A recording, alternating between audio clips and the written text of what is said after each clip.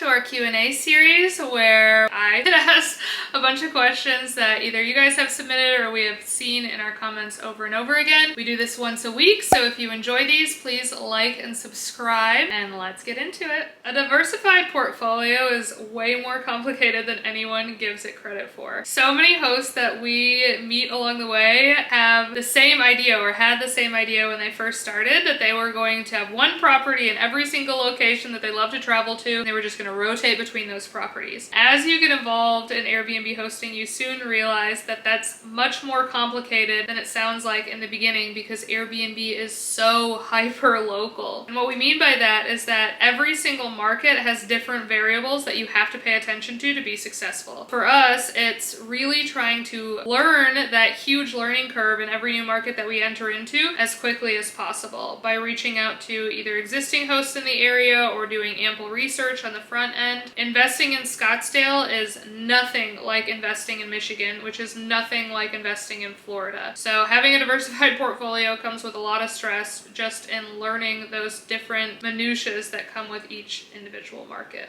The best time to invest is always, forever, now. Real estate in general, especially Airbnbs, is a buy and hold game. So regardless of what the market is doing, if it's going up, if it's going down, if it's sideways, if it's a buyer's market, if it's a seller's market, doesn't matter, because you are going to be, in theory, holding that property for several years, which means that the earlier that you invest, the longer you can hold that property and the more equity you can pull out of that property down the road. Always, regardless of what the market conditions are, it's always best to invest now than later. What we always do is we take advice exclusively from people who are in positions that we want to be in. Everyone online wants to be an expert in everything, and there's a lot of misleading information out there. So for us, we have a rule of thumb of trying to absorb the knowledge from people who have been able to prove that they've done what we want to do. So for you, whatever stage you are in your investing journey, see if you can find someone who's 2 or 3 levels above that and watch them closely.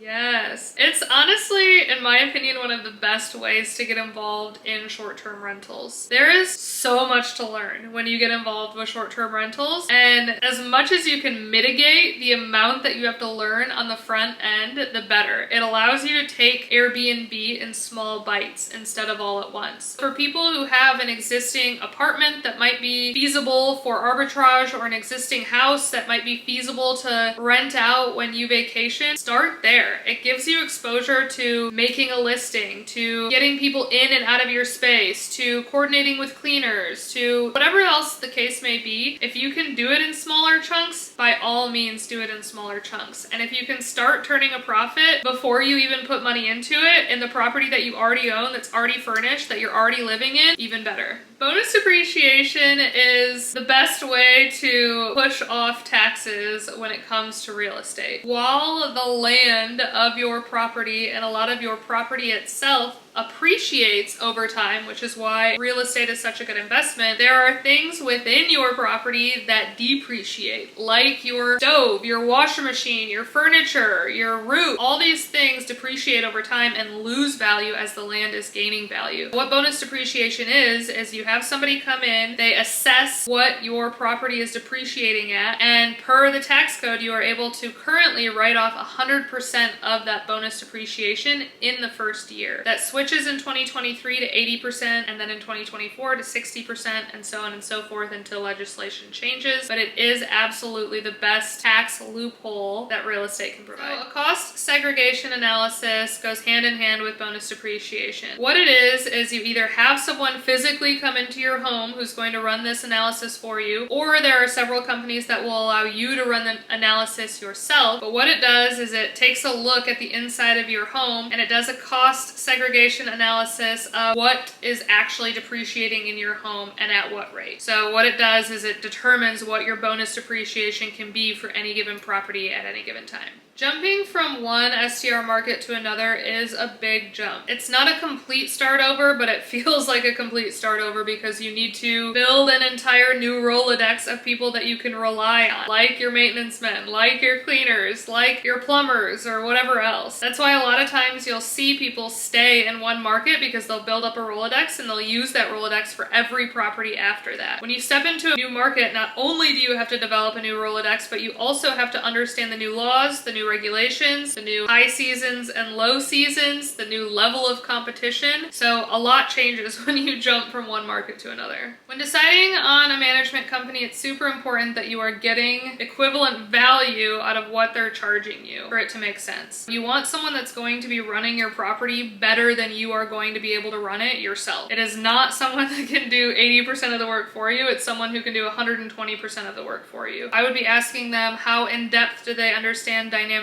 pricing? How do they drive more traffic to yours versus others? How do they stay on the first page of Airbnb? Do they want to know your monthly expenses so they can understand how successful or not successful they are making you? Are they giving you monthly reports? What else do they do besides just the basic communication? Do they manage the cleaners? Do they develop your Rolodex? Do they do your Airbnb listing? Aside from all of the things that the management company will do for you, you also want to make sure that the management company is putting the listing in your name, not under their name on Airbnb. Because the worst thing that can happen is you hire a management company, they build up your listing, they get you a ton of great reviews, and then they do something detrimental and you have to part ways, and then you lose your superhost status, you lose your reviews, so on and so forth. Those are a few things that I would look out for when deciding on a management company. One, a good PM software, so something like Guesty or Hospitable is what I would recommend. Two, a dynamic pricing tool. I personally use Price Labs. And then AirDNA as you continue to invest, or Rabu, something to pay attention to comps. Those are really the three main pieces of technology that you need to manage, aside from the technology you need in your house, which includes keypad entry that you can change the code on remotely, Ring doorbell for security purposes, and maybe a Nest to control the thermostat. One, glamping situations are notoriously known for cash flowing higher than a single family home, or cash flowing the same amount as a single family home, but costing significantly less to get up and running. Your risk is that it's harder to offload, it's harder to sell, you don't gain the same style of appreciation that you do on a single family home, and it's less flexible to turn it into something else like a long-term rental. But the reward is that you cash flow a lot higher and it costs you a lot less typically to get up and running. Thank you so much for watching. If you enjoyed this video, please like and subscribe, and we will catch you next time.